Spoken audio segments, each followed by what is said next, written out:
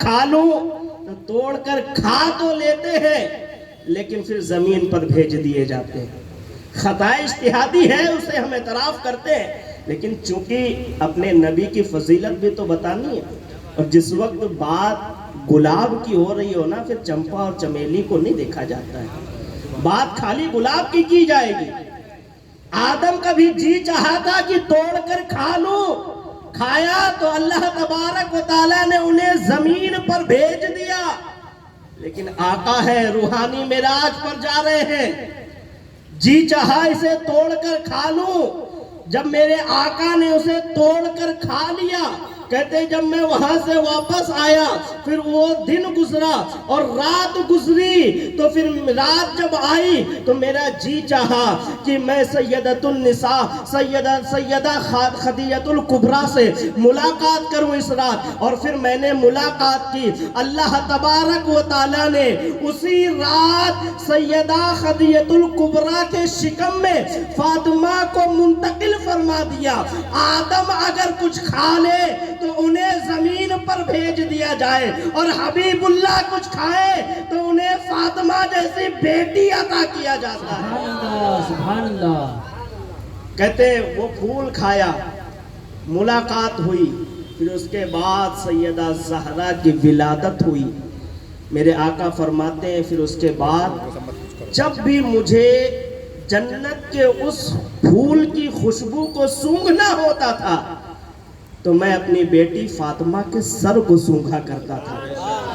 کہتے اب بھی اس میں وہی خوشبو آتی ہے, ایسی بیٹی میرے آقا کی ہے.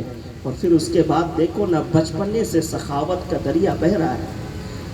4 سال کی عمر ہے سیدہ زہرا کی, اور اس 4 سال کی عمر میں سیدہ خدیجہ الکبریٰ نے چاہا.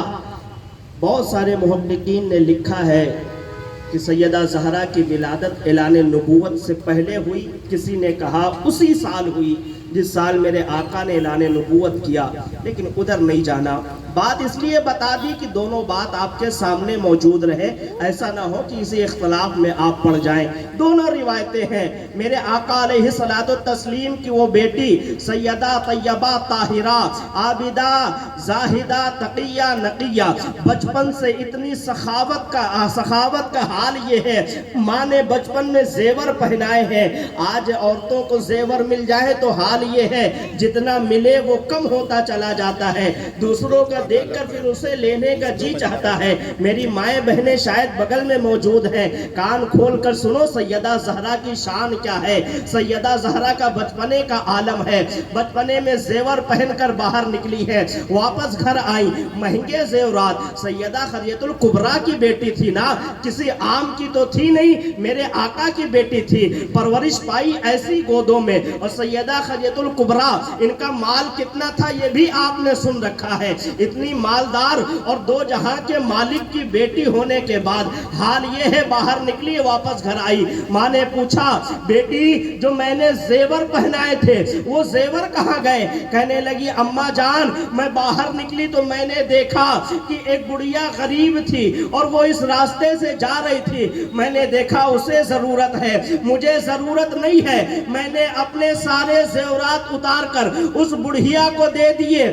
جب ماں نے اتنا سنا تو ماں نے کہا بیٹی اچھا کیا تو نے دے دیا, کیونکہ ضرورت مندوں کی ضرورت پورا کرنا یہ ہمارا اصل سیوا ہے, یہ ہمارا اصل پیشہ ہے. ہم یہی کرتے ہیں کہ ضرورت مندوں کی ضرورت کو پورا کرتے ہیں.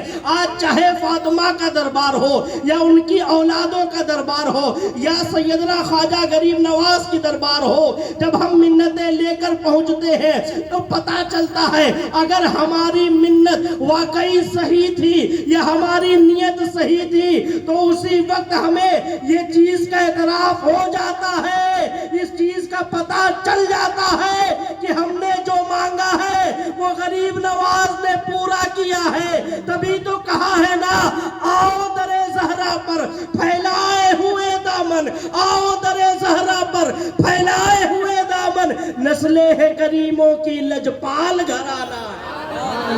خواجہ غریب نواز, خواجہ غریب نواز, نعرہ تکبیر.